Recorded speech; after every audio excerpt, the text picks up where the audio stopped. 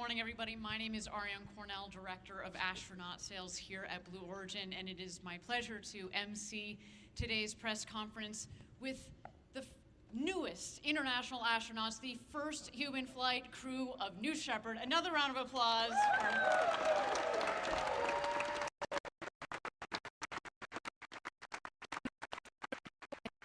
And without further ado, I think it's time to pin these four wonderful people, astronauts. And with that, I'd like to introduce to the stage Jeff Ashby, our Senior Director of Safety and Mission Assurance, as well as former Space Shuttle Commander. Jeff?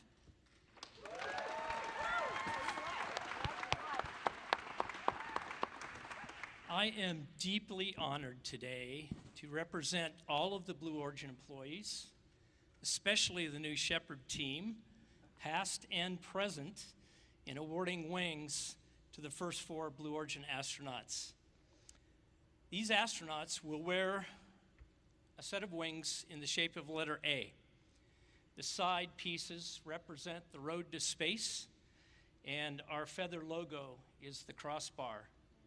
And at the top, a tiny blue sapphire to remind these folks that they are from planet Earth and that they have a mission to protect this home. With that said, Oliver, would you join me?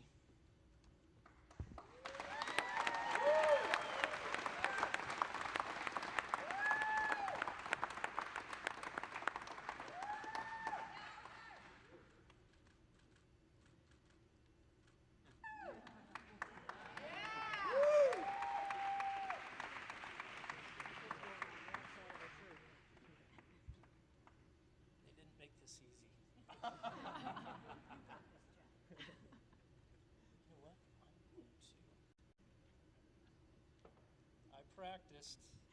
Let me say something. Oliver, you have received a special gift of the astronaut perspective. I know that you will do good things with it and make the world a better place. Congratulations. Thank you very much.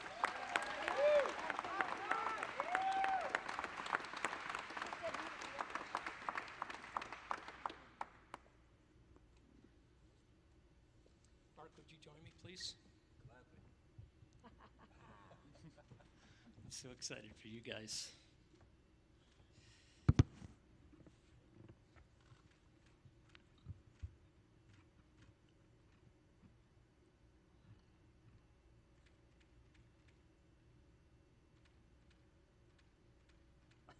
feel pain yet? Not yet. Pound it into me. Yeah. I know you want to. I'm going to hand you this.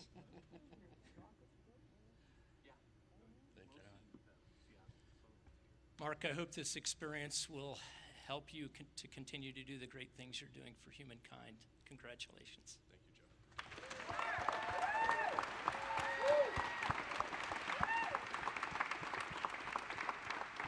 Jeff, would you join me, please? Yeah. This is so cool. So happy. Thank you, Jeff. This is such a privilege.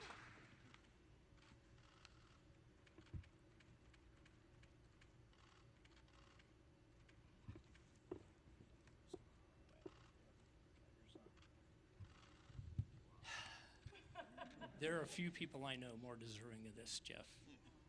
Seriously. And I don't know what you're going to do next, but I can't wait to watch. Congratulations.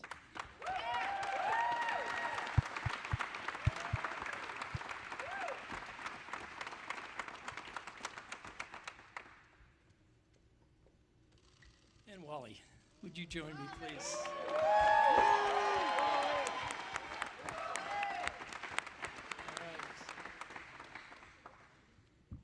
60 years, Wally. And I get to pin this on. Wow, it's the best pin I've ever had in my life. And I've had lots of them. Wally, you continue to inspire us. Thank you so much for doing that. God bless you, and congratulations. Thank you. More to come.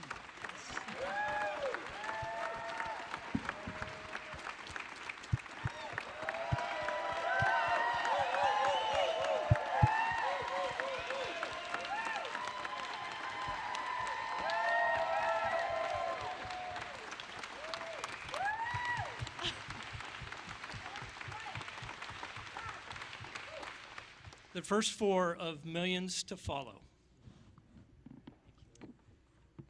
Again, the newest international astronauts, the crew of New Shepard. Congratulations, all 4 of you.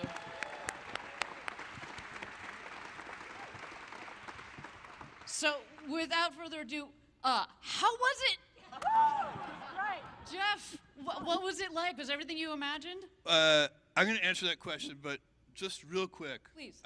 I want to thank a few people. First of all of the engineers at Blue Origin who have toiled hard to get this done. The people who build the vehicle, all of our manufacturing people. This is a big team. They've been working on it for many years, and they have done an extraordinary job of building the most reliable, most beautiful, most fun. I mean, I can vouch for that. I'll get to that in a second. Vehicle, and we owe them a deep gratitude. And the people who kept us safe today, who operated the vehicle, our trainers, everybody. It's just huge. I also want to thank the town of Van Horn. This is a small and amazing little town, you know, we're making a dent in it, and we appreciate you for allowing us to be part of your town. And then I want to thank every Amazon employee and every Amazon customer, because you guys paid for all of this.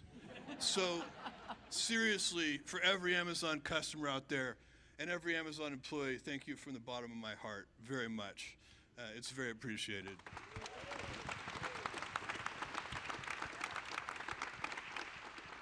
And, you know, now on to how it felt. Oh my God! My expectations were high, and they were dramatically exceeded. We were talking about this a little bit in the car ride on the way back, and I don't know, the zero-G piece may have been one of the biggest surprises, because it felt so normal. It felt so almost like we were, as humans, evolved to be in that environment, which I know is impossible, but it felt so serene and peaceful, and the floating. It's actually much nicer than being in full one gravity. It's a very pleasurable experience, just from the way it feels, the tactileness of it. You know, the most profound piece of it for me was looking out at the Earth and looking at the Earth's atmosphere. Every astronaut, everybody who's been up into space, they say this, that it changes them, and they look at it and they're kind of amazed and awestruck by the Earth and its beauty, but also by its fragility.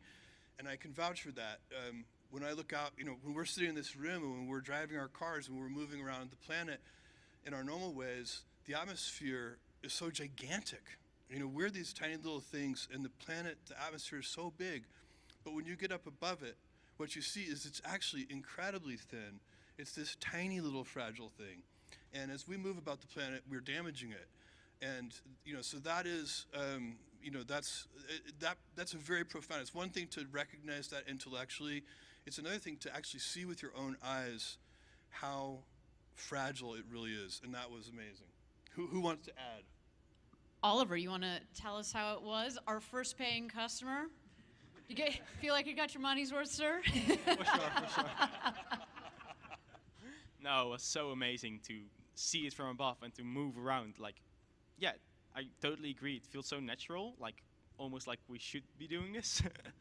And I hope that we are one of the first, and let's hope that many, many more people can do this, because this experience you should share with more and more people. It's so amazing. And a special congratulations to you on becoming the youngest person to have ever flown in space. Woo! Thank you.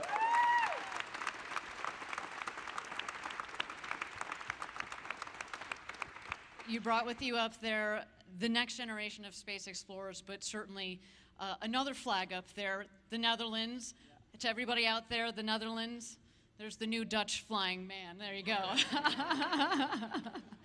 Mark, you should say that thing you told me in the car about the G-forces. I thought that was really interesting.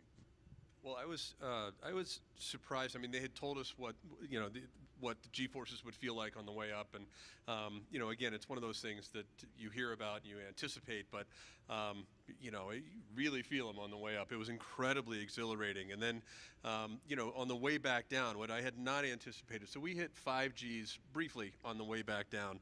And that's a lot of pressure. And unfortunately, during the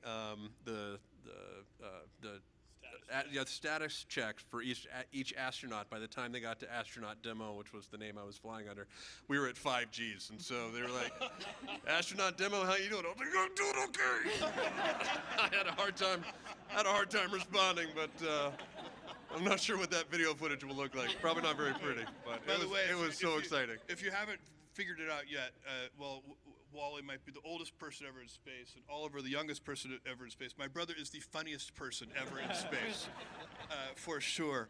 I want to do a couple of more things before we maybe go to next questions, which is I want to recognize 2 people here in the audience. We are honored today to have Alan Shepard's daughters, Laura and Julie. Could you stand up just briefly so we could say?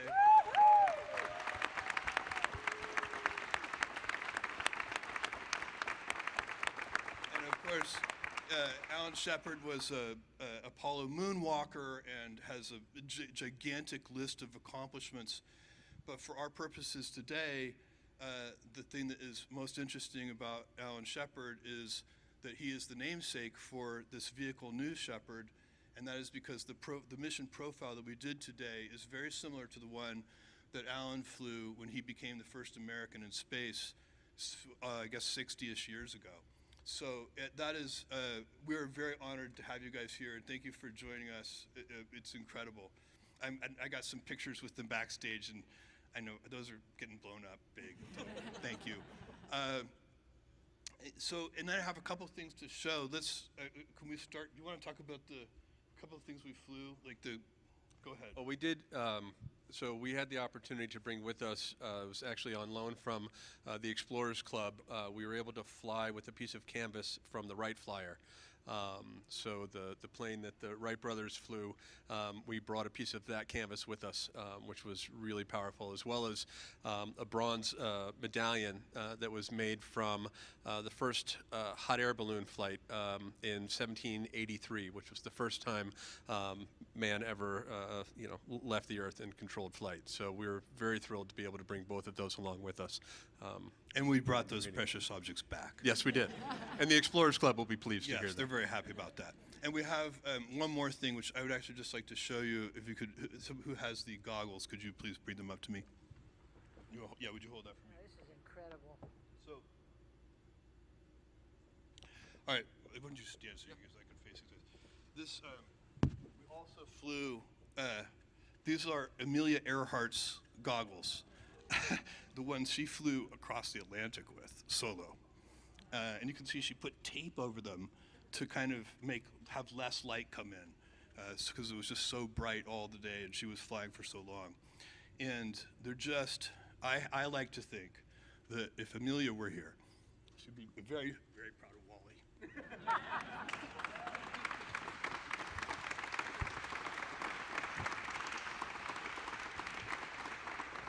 And I can't resist doing this.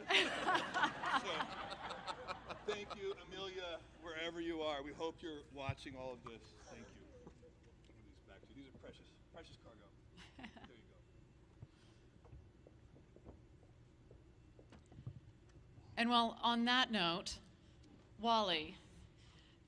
Oh, I'm sorry. Oh, please go ahead. Thank you, Lauren. Just reminded me. I have one more thing, which is, and Christina, I might need your help on this, but Mom, could you come up for a second? Where's my mom? Okay, you don't have to come up. I can come to you. I wore this necklace, and it is a Blue Origin feather, and I wore it up into space, and now it's for you.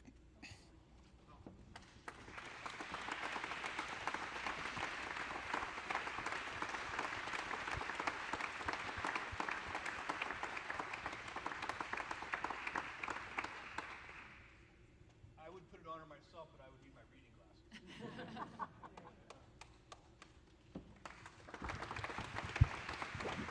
Okay. And now, Wally, last but not least, Amelia Earhart, what a lovely transition.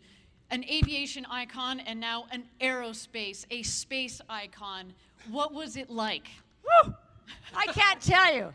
I had such a good instructor. He took us through everything that we were going to do. So when I went up this morning, the noise wasn't quite as bad, and we went right on up, and I saw darkness. I thought I was going to see the world, but we weren't quite high enough. And I felt great. I felt like I was just laying down. I was just laying down, and I was going into space. And I want to thank you, sweetheart, because you made it possible for me. I've been waiting a long time to finally get it up there, and I've done a lot of astronaut training through the world, Russia, America, and I could always beat the guys on what they were doing because I was always stronger, and I've always done everything on my own, and I didn't do dolls. I did outside stuff. and I flew airplanes. I had over 19,000 some hours. I loved it. And I loved being here with all of you and your family and the four of us. We had a great time. It was wonderful. I want to go again fast. And then when I got off the ship, they gave me the tail end of one of the balloons, and I'm going to cherish that forever.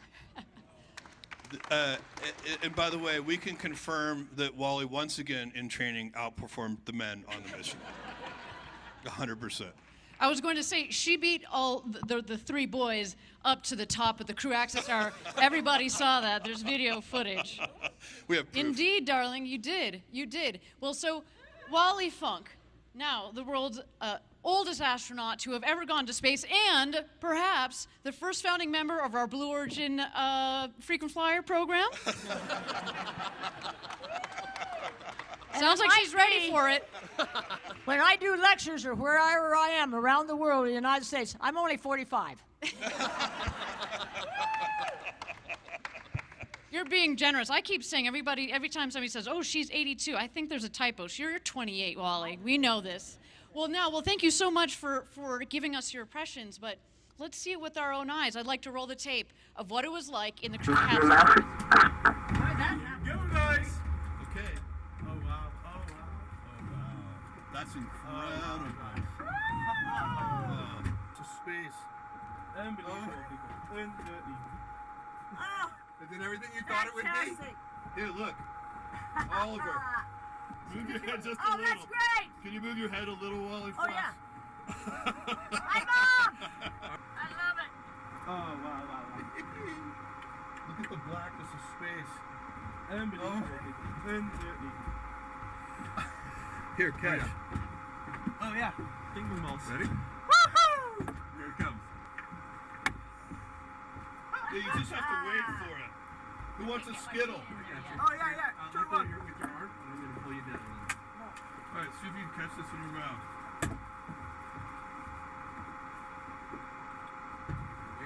Yeah! Well done! Here, toss me one. Let me try.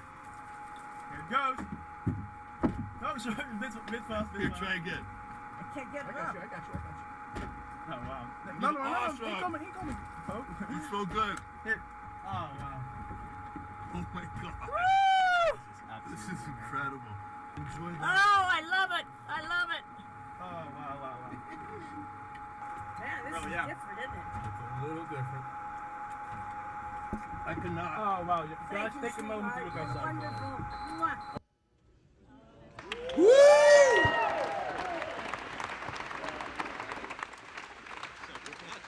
That was a good catch. Well, it was. Oh, sorry. Go ahead, Mark. I was just saying that was a good catch. Wally, was it everything you expected and more? You've been waiting, as you said, 6 Oh, years to experience this. I loved every minute of it. I just wish it a little longer because I had been in space before. Not in space, but up in that area, and could do a lot more rolls and twists and so forth. But there was not quite enough room for all four of us to do all those things. It was great.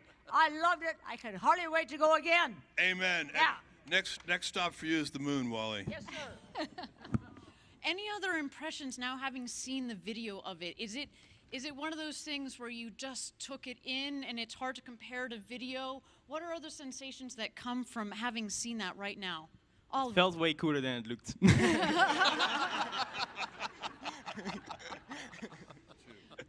Well, so after, of course, their 4 minutes of weightlessness, the fun that you had, of course, we got you buckled back in, and you descended under those beautiful 3 parachutes. I think we've got another video here of your descent back to our beautiful West Texas Valley. Why don't we roll that right now?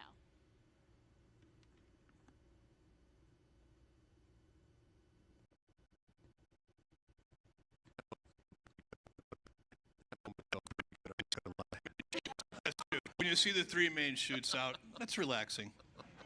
That was so easy. It was just incredible.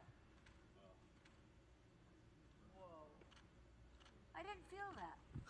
Well, that's because it's actually the dust kicked up by a cushion of air that makes you only hit it about 1 mile an hour. It feels like if you were to stand up in your chair and just kind of plop down.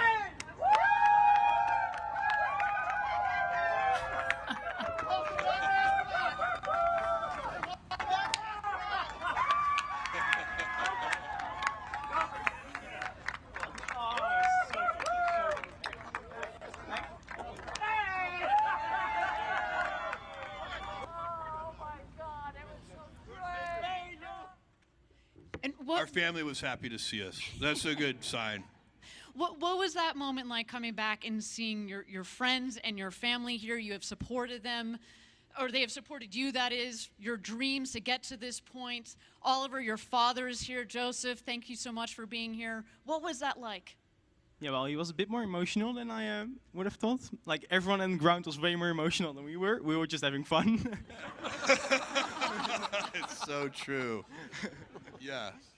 Yeah, I think that our family has been extremely supportive through all of this, and I think that you know, I know that my wife was an absolute rock leading up to this, which made you know, the adventure much easier for me. But I know that when we came down, it was sort of time to let those emotions out a little bit. So it was great to see everybody, and yeah, it was a little more emotional than I had anticipated as well. Jeff? Yeah, I mean, you know, I wasn't that nervous, but my family was somewhat anxious about this, and so it was so sweet actually to get hugged by them after landing, especially my kids and Lauren and my mom and dad and really all of you guys, and you know, we have a bunch of close friends here too, and it just makes me realize how much I love you and how much I'm loved. And Wally, your friend Mary is here. Yes, I am so happy she's here. She knows what I'm going through. She was one of my flight students, and I've had many, over 3,000 flight students, and I don't know if they're going to get to see this or not, but I felt so charged. I was not nervous. I was just normal person going up into space, and that's what I wanted to feel. Nothing here. I can confirm that Wally was never nervous. She was wondering what was taking so long. It's true. We had a 6-minute hold on the pad, and Wally was like, "Are we gonna go or not? What the hell? We're burning daylight. Let's go." But then, Wally, once we got you going fast, going over Mach 3, and it's this beautiful rocket behind us here, our new Shepard rocket that got the team up to space. And by the way, it also, of course, made its landing back on the landing pad. Why don't we take a look at that landing that we have here?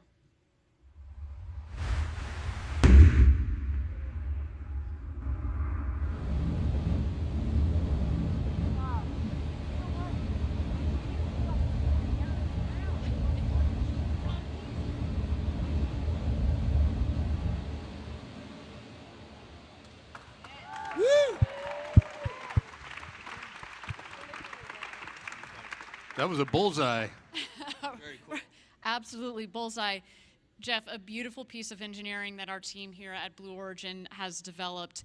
Would you like to talk to us a bit about why we chose vertical takeoff, vertical landing, being powered by this BE3 engine? Yeah. Because today is not the end, right? We're going further with this technology. No, that's a helpful question because the fact of the matter is that the architecture and the technology we have chosen is complete overkill for a suborbital tourism mission.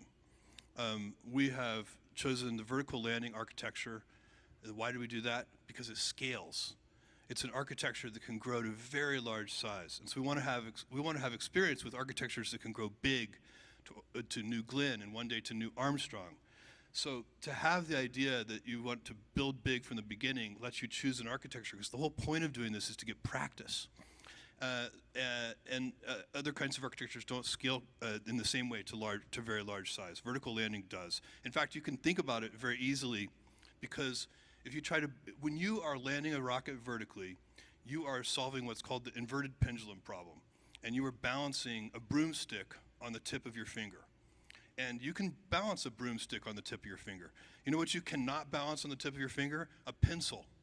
So basically, the smaller the object, the harder it is to balance. As the object gets bigger and bigger and bigger, it gets easier and easier and easier to balance. It's very simple because it just has more momentum, so it's easier to get under it.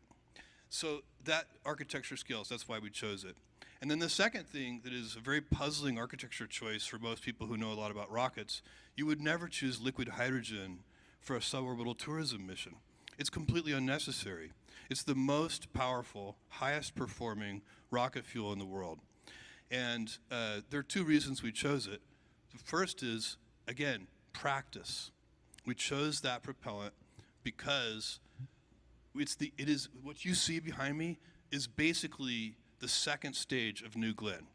And so every time we fly this tourism mission, we're practicing flying the second stage of New Glenn. And that's where you really do want hydrogen, on the second stage of a vehicle that is designed not only to go into low Earth orbit, but to bodies outside of low Earth orbit. And then the other reason we chose it is because it is the most environmentally benign propellant you can choose. When you burn hydrogen and oxygen, you get H2O. H2O is water. And so that is another thing. For a tourism mission, that was really important to us as well. So that's why we chose this architecture you see behind me, and the engineering team did an incredible job. They also really built two vehicles.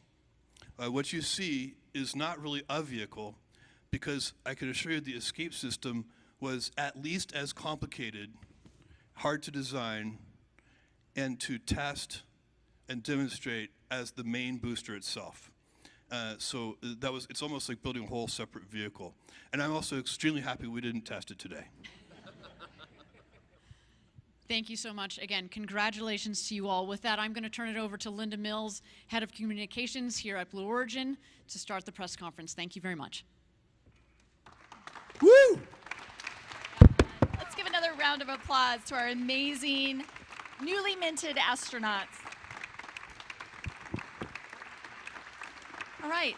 I would like to give a thank you to our journalists who showed up at 2:30 this morning to get set up. I know it's been a long day for all of you, so thank you. I can't believe you guys are still smiling. Thank you. Thank you. So we'll be able to take a few questions, and then we'll just pose for a few photos. So, Rachel, why don't you start? Rachel with CNN. Yeah, Rachel Crane with CNN. Congratulations, you guys, on your astronaut wings. Thank you, Rachel. Jeff, you have said in the past that the work you're doing with Blue Origin is the most important of your career. You've recently stepped down as CEO of Amazon. Can we expect for you to be more hands-on with Blue Origin? Is this going to be your new focus? Yes, so I'm going to split my time between Blue Origin and the Bezos Earth Fund. So the Bezos Earth Fund is about climate change and sustainability, and that is those two things. And there's going to be a third thing and maybe a fourth thing, but I don't know what those are yet. I'm not very good at doing one thing. Are you going to be flying again soon? Hell yes. Like, how fast can you refuel that thing? Let's go. All right, next question. Let's go Reuters.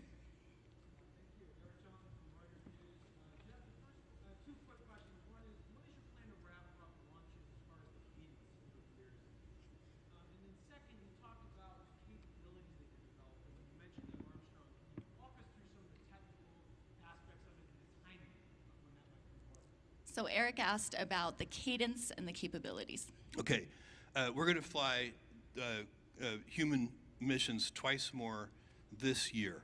And what we do in the following year, I'm not sure yet. We'll figure that out, and what the cadence will eventually be. We want the cadence to be very high, and one thing we've found out through the auction process and what we've been doing is private sales. We're approaching $100 million in private sales already, and the demand is very, very high. So we're going to keep after that because we really do want to practice with this vehicle. So we're going to have to build more boosters and to fly more frequently. And we're going to be doing that and working on all the operational things we need to do, all the things we learn. What practice does is let you get better. And we want to be able, right now, we have a mission life, we think somewhere between 25 and 100 flights for one of these vehicles. We like to make that, closer to 100 than to 25. And then once it's close to 100, we'll push it past 100. That's how you get operational usability. You have to remember, big things start small. I told this crew when we got in today and we were sitting there on the pad waiting to lift off, we had time to ourselves, and I just said, guys, if you're willing, let me invite you when we get up there, and after, there's gonna be all kinds of adrenaline, all kinds of excitement, novelty, but take a minute, take a few seconds to look out and calmly think about what we're doing is not only adventure, it is adventure and it is fun, but it's also important. Because what we're doing is the first step of something big. And I know what that feels like. I did it almost 3 decades ago with Amazon. And big things start small. But you can tell when you're onto something. And this is important. We're going to build a road to space so that our kids and their kids can build the future. And we need to do that. We need to do that to solve the problems here on Earth. This is not about escaping Earth. Every time I read an article about people wanting to escape Earth, no. The whole point is, this is the only good planet in this solar system. We've sent robotic probes to all of them. This is the only good one. I promise you. And we have to take care of it. And if you go into space and see how fragile it is, you'll want to take care of it even more. And that's what this is about. We have to and this is going to take decades. This is a big vision, but big things start small. And this is how it starts. And we are going to build an infrastructure. Just like when I started Amazon, I didn't have to build the Postal Service or Royal Mail or Deutsche Post. There were already gigantic worldwide infrastructure to deliver packages. That infrastructure today is for space just way too expensive and it doesn't work. But if we can practice with this suborbital tourism mission and continue and build bigger and bigger vehicles, timelines on Neil Armstrong and so on, I can't really give you because we don't know. But what I can tell you is we're going to keep working at those things step by step, ferociously. And I want to emphasize the ferociously. All right, we have time for one last question. And Tom Costello with NBC. Tom Costello with NBC News. Congratulations to all of you. Jeff, to follow up on that question and your discussion there, how do you make this more reasonable for everyday people who would like to fly? It's pretty steep right now. How do you bring the cost down so that this can be more accessible for everybody? It's a great question. How do you bring the cost down over time so it's more accessible to everyone? You've got to do it the same way we did it with commercial airline travel. We're really almost in the barnstormer phase, right? So these are biplanes, and they're flying into a farmer's field and charging a small price to fly people around for a few minutes in the air. That's what we're doing right now. But you know where that barnstorming phase leads? To 787s. And that's what we have to do. All right, let's give a hand. I'm afraid that's all the time we have for questions today. These astronauts have had a very long day. So let's give another round of applause for our astronauts. And then Jeff, I think you had one more thing. Yeah, guys, I have one more thing. I have a little surprise for you.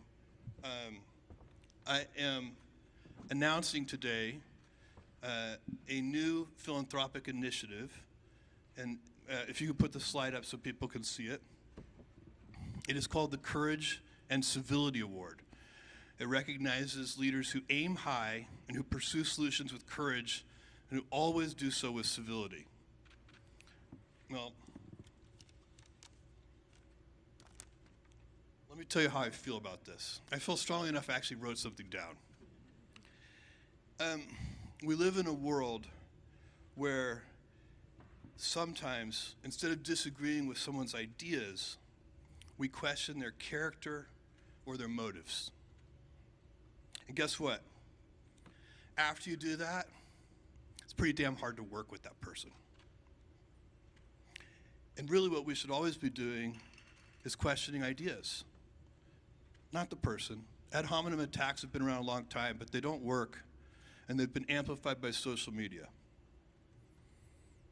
We need unifiers and not vilifiers. We want people who argue hard and act hard for what they truly believe, but they do that always with civility and never ad hominem attacks. And unfortunately, we live in a world where this is too often not the case. But we do have role models. And this award, do you have another slide here? Go ahead. First, I didn't tell you what the award was yet. I thought there was a slide for that. Here's what the award is.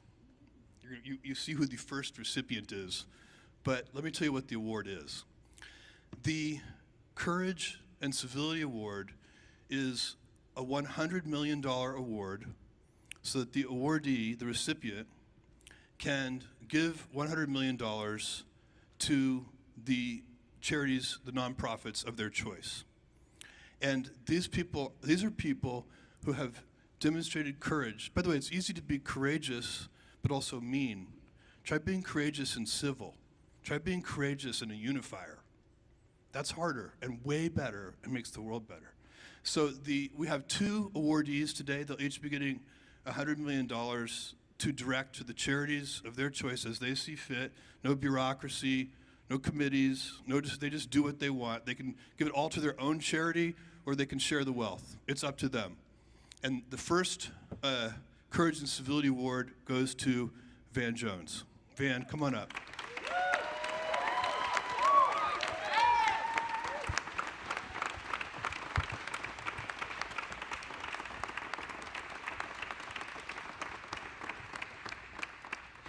Thank you, brother.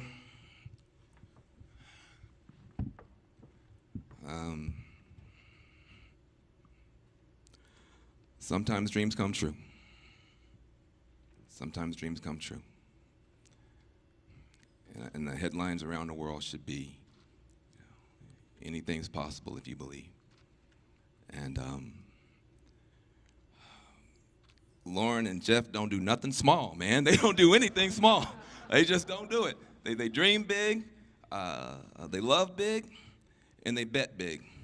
And you bet on me, and I appreciate it. And I'm going to tell you, the only thing I worry about when you say courage, I haven't always been courageous. But I know the people who are. And they get up every day on the front lines, grassroots communities. They don't have much, but they're good people, and they fight hard, and they don't have enough support. Can you imagine grassroots folks from Appalachia, from the hood, Native American reservations, having enough money to be able to connect with the geniuses that have disrupted the space industry, disrupted taxis and hotels and bookstores, to start disrupting poverty, to start disrupting pollution, to start disrupting the $90 billion prison industry together. If you take people on the front lines and their wisdom and their genius and their creativity, and you give them a shot, they're not just going to turn around neighborhoods, they're going to turn around this nation. That's what's going to happen. And I appreciate you for lifting the ceiling off of people's dreams. You have lifted the ceilings off of the dreams of humanity today. And that's an important thing. Don't be mad about it. When you see somebody reaching for the heavens, be glad. There's a lot more heaven up there to reach for. And we can do that together. And the last thing I'll say is this. If this small group of people can make miracles happen in outer space, a bigger group of people can make miracles happen down here, and we're going to do it. Thank you very much.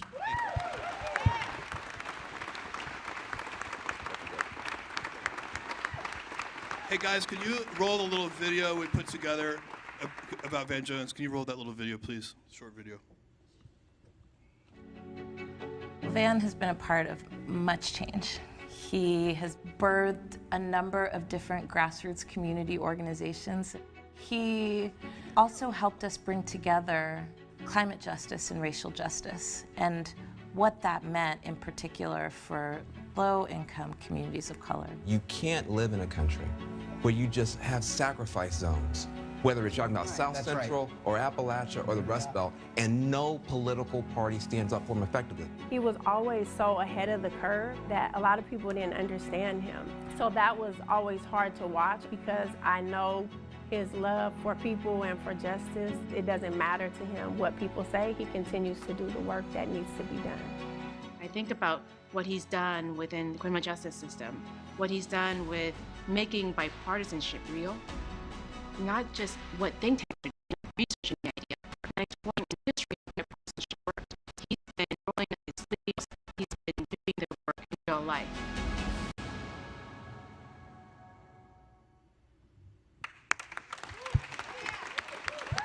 And I know that Van Jones is going to do something amazing with that $100 million.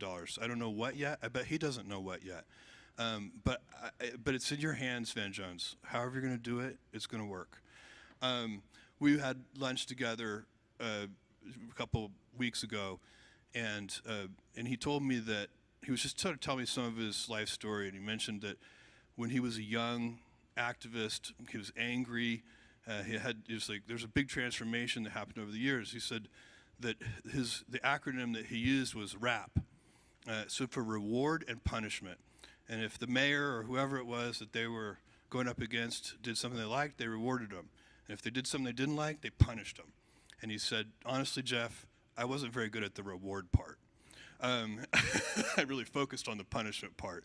And then he changed. I mean, he really, the transformation, when you hear his story, is unbelievable and profound and inspiring. And you can always, and I think about this for myself, you wake up every night when you go to sleep, you get the chance to wake up better tomorrow. Now, we have another awardee. Let's roll that video.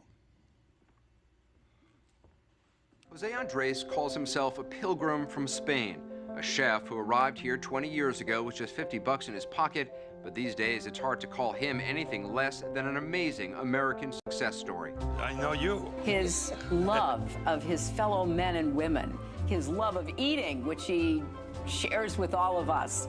He is bigger than life, a force of nature, and a real gift. Michelin-starred chef who has won James Beard Awards for both Outstanding Chef and Humanitarian of the Year. Jose Andres is turning several of his D.C. and New York City restaurants into community kitchens. He has helped feed those in disaster areas in the U.S. and around the world. Every time I meet you, it's because there's a disaster somewhere in the world, and like a superhero of food, you've stepped in to help feed people. He wants to bring people together, and he uses food to do that. Someone who's extremely generous and give back so much to people in need without asking anything. Jose, please come on up.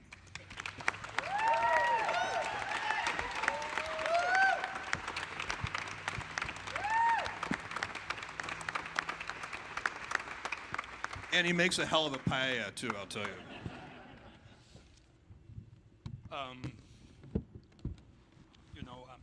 I'm so honored, really grateful for this award and the incredible support from you, Jeff, and the entire Bezos family. World Central Kitchen was born from the simple idea that food has the power to create a better world. A plate of food is a plate of hope. It's the fastest way to rebuild life and communities. And this award itself cannot feed the world on its own. But This is the start of a new chapter for us. It allows us to think beyond the next hurricane to the bigger challenges we face. You know, people of the world, I mean, now is the time to think really big, to solve hunger with the first urgency of now. You know, the only thing we want to do is revolutionize disaster and hunger relief. You know, people don't want our pity. People want our respect. It's the least we can do is be next to them when things get tough. We want to double food aid around the world. And we want to change the way 3 billion people, mainly women, cook their food today, from dirty cook stoves to clean cook stoves. You know, we think globally, but we feed locally. And the pandemic drove tens of millions into hunger and starvation this year. The climate crisis is driving millions more across borders. We can and we must respond together. Governments, business, non-profits, every single citizen. Out of empathy, for sure, but also to keep our world safe, stable, and sustainable. We will be there with our boots on the ground when disaster strikes. But we will also shoot for the stars, Jeff. Fighting hunger and the causes of hunger. Because, you know, whether you are on the ground or on the top of the world, it's obvious that we, the people, we are one people. One planet, sharing our daily bread together. I always say that I believe in longer tables, no higher walls. So, you know, Jeff, let's go and let's feed the world. Thank you. Thank you.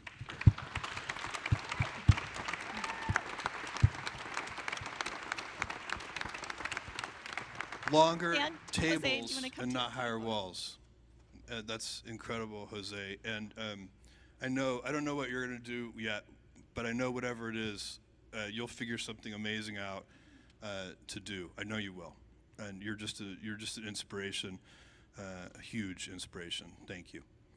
And we're going to take a photo, if that's all right. 'Cause Yeah. I think a lot of our journalists would love to get a photo of the three of you together.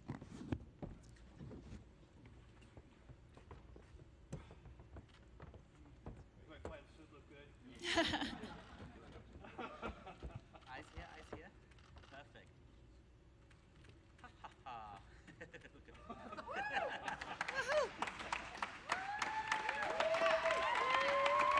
All right.